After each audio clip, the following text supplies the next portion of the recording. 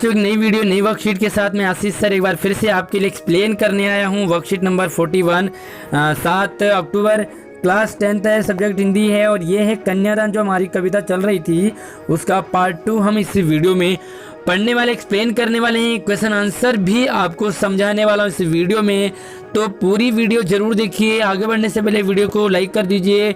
अगर आप हमारे चैनल पे पहली बार हैं, सब्सक्राइब नहीं किया है तो लाल बटन दबा करके सब्सक्राइब जरूर कर लीजिए, क्योंकि यहाँ पर मैं ऐसी वीडियोज़ आपके लिए लाता रहता हूँ। तो चलिए शुरू करते हैं आज की कविता। और कविता को पढ़ने से पहले मैं आपको एक बात बता देना चाहता हूँ कि एक माँ, इस कविता में एक माँ जो है अपनी बेटी को सीख दे रही है विदा होने से पहले।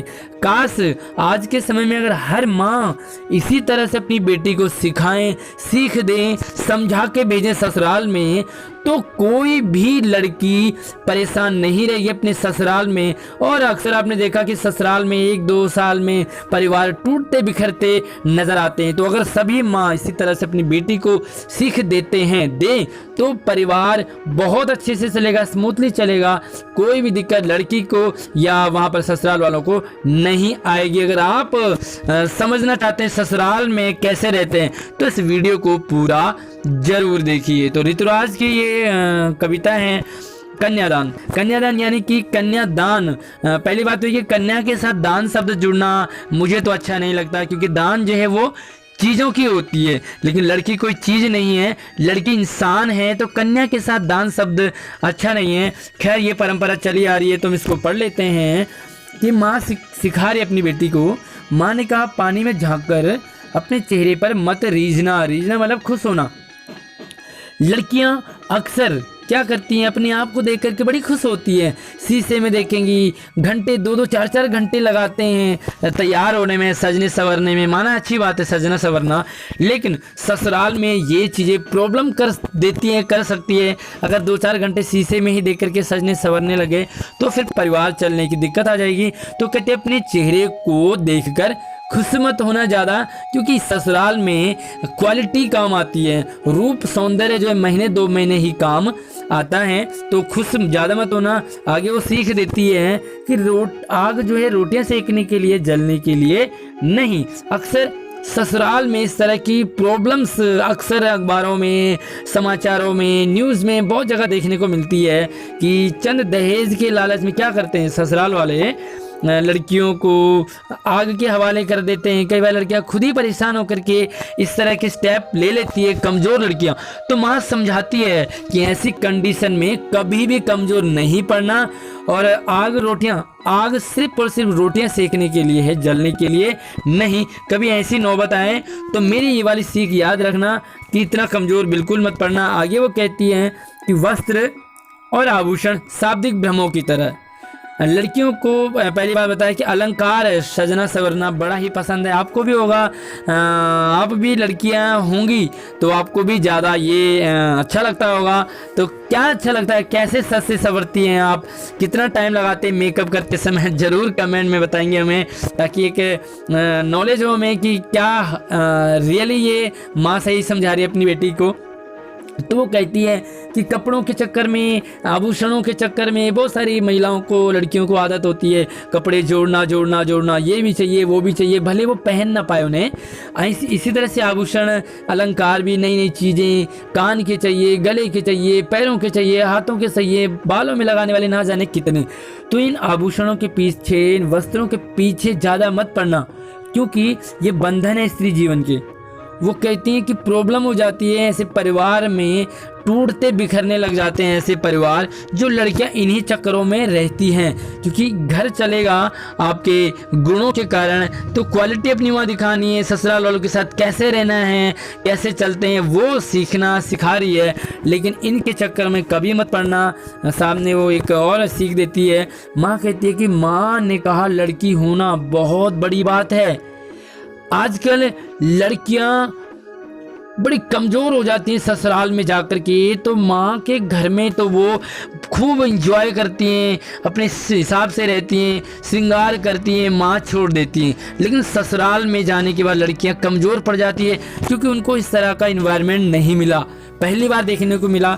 तो माँ कहती है कि कभी प्रॉब्लम आए तो लड़की ज़रूर होना, यानी कि लड़कियों वाली सारी क्वालिटी होनी चाहिए। आपको खाना बनाना आ जाए, कूल नेचर आपका होना चाहिए, हाँ जी करते रहो, लेकिन लड़की जैसी दिखाई मत देना। अगर किसी ने भी तुम्हारे ऊपर उंगली उठाई, आंख उठाई, कभी भी कोई प्रॉब्लम आई तो लड़की मत दिखना, वहाँ पर स्ट्रॉन्ग बन जाना और खली बनने में टाइम बिल्कुल नहीं लगाना है। तो ये शिक्षा एक माँ दे रही है, ससुराल में जाने से पहले अपनी बेटी को तैयार करती है ताकि उससे ससुराल में कोई भी प्रॉब्लम ना आए। तो चलिए शुरू करते हैं इसके जो कुछ क्वेश्चंस हैं। तो पहला सवाल है कि माँ ने अपनी बेटी को क्या क्या सीख दी ससुराल में जाने से पहले। तो प्यारे बच्चों, ये है पहले सवाल का उत्तर। आपने एज इट इज इसी को नहीं लिखना है, बल्कि ये समझने के लिए आपको। तो देखो, माँ अपनी बेटी को समझा रही है ससुराल जाने से पहले कि तो अपनी सुंदरता पर कभी घमंड मत करना। लड़कियों को अक्सर अपनी सुंदरता पर घमंड बहुत होता है, ससुराल में भी वही घमंड उनको ले डूबती है, क्योंकि वो सोचती हैं कि मैं सुंदर हूँ। तो माँ कहती है कि ससुराल में सुंदरता नहीं बल्कि क्वालिटी, गुण काम आते हैं। अपनी जिम्मेदारी से कभी पीछे मत हटना। फिर वो दूसरी सीख देती है, और ससुराल में कभी भी कमजोर मत पड़ना। प्रॉब्लम आए तो डट कर उनका सामना जरूर करना। तो पहले आंसर ये है, आप इसमें अपनी तरफ से ऐड करके इसका आंसर कंप्लीट करके लिखेंगे। दूसरा सवाल, तो दूसरा सवाल है कि आपके विचार से माँ ने ऐसा क्यों कहा कि लड़की होना पर लड़की जैसी दिखाई मत देना, जरूरत पड़े तो खली बन जाना, क्यों कहा? तो चलते हैं इसके आंसर की तरफ। तो देखो, सवाल लिखा है कि आपके अनुसार, तो ये आंसर तो मेरे अनुसार है, आपके अनुसार जरूर चेंज होना चाहिए। मेरे हिसाब से माँ ने ऐसा इसलिए कहा क्योंकि बहुत जगह ससुराल में लड़कियों को मारा पीटा जाता है, सताया जाता है, उन पर अत्याचार किए जाते हैं। इसलिए माँ ने कहा कि लड़कियों की तरह सभी गुण रखना अपने पास, सभी क्वालिटी लड़कियों की होनी चाहिए, पर अत्याचार के खिलाफ आवाज़ उठाने में पीछे मत हटना। जवाब मांगने वालों को करारा जवाब जरूर देना। जरूरत पड़े तो आपने यहाँ पर हिटलर भी बनना है, जरूरत पड़े तो आपने यहाँ पर खली भी बनना है। तो लड़कियों की तरह सॉफ्ट मत रहना। वहाँ पर अगर आप पर अत्याचार होते हैं तो उनके खिलाफ आवाज़ उठाना, डट कर उनका सामना जरूर करना। तो तीसरा सवाल देखो कि आपकी दृष्टि से माँ ने बेटी को सचेत करना क्यों जरूरी समझा होगा। सचेत कर रही है, अलर्ट कर रही है ससुराल में जाने से पहले। क्या आज भी माँ सचेत करती है अपनी बेटी को? कमेंट करके जरूर बताना आप हमें। तो चलिए आंसर की ओर चलते हैं। तो यहाँ पढ़ सकते हैं कि वर्तमान समय में हर जगह ससुराल वालों की तरफ से बहुत कुछ शिकायतें आती रहती हैं। ससुराल वाले दहेज की वगैरह के चक्कर में काफ़ी सताते, परेशान करते हैं। समाचारों में सुनते हैं, अखबारों में पढ़ते हैं, अड़ोसियों पड़ोसियों में देखते हैं हम। माँ अपनी बेटी को सचेत करती है ताकि उसके साथ ऐसा कुछ ना हो, वो पहले से अलर्ट रहे और ऐसी सिचुएशन आने पर वो जमकर उनका सामना कर सके, कमजोर न पड़े। तो बस इसीलिए वो सचेत कर रही हैं। तो चौथा सवाल है पद्यांश है, इसका आपने भावार्थ लिखना है, अर्थ नहीं भावार्थ। क्या कहना चाह रहे हैं इन दो लाइनों में? तो चलिए इसके आंसर की तरफ। तो पढ़ सकते हैं आपकी प्रस्तुत पंक्तियों में कवि एक माँ के दिल की उस पीड़ा को संबोधित करते हुए कहना चाह रहे हैं कि ससुराल वाले चंद दहेज के लालच में, क्योंकि लालच, दहेज, प्रताड़ित ससुराल, ये वर्ड तो आपके हर सवाल में आएंगे।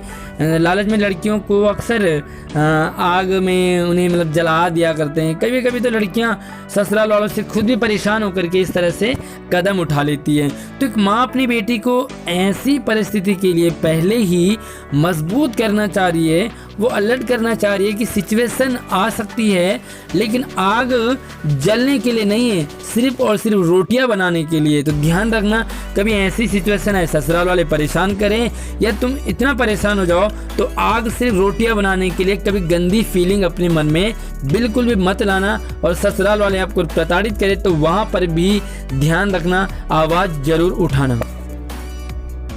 और सबसे लास्ट वाला सवाल तो बहुत ही गजब का है, एक्टिविटी है, बहुत ही प्यारी सी। कल्पना करनी है आपने, इमेजिन करना है, सोचना है यदि आप लड़की की माँ होते, अभी आप 10th में पढ़ रहे हैं, सिचुएशन आएगी, आपकी शादी होगी, शादी हो चुकी है, उसके बाद आप बच्चे हो गए, माँ बन गए। अब उसके बाद देखो आपकी एक लड़की है, उस समय आप क्या सीख देंगे अपनी लड़की को, अपनी बेटी को? तो सपोज करो अभी सिचुएशन दूसरी है, जब आपकी शादी होगी, आप माँ बनेंगे और आपकी बेटी इतनी बड़ी होगी कि शादी के लायक, तो तब सिचुएशन भी चेंज होगी।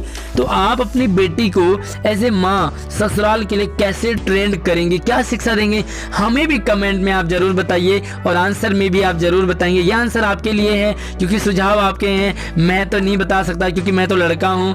बट अगर आप लड़की हैं तो बताना है आपको, लड़के हैं तब भी आपको बताना पड़ेगा क्योंकि आंसर तो है ही। तो आपने इमेजिन करना है कि क्या शिक्षा देंगे। अगर आप लड़के हैं तो माँ बन के देखो या पिता भी सीख जरूर दे सकता है। वीडियो को लाइक कर दीजिए, चैनल को सब्सक्राइब जरूर कीजिए, अपने दोस्तों को वीडियो जरूर शेयर कीजिए।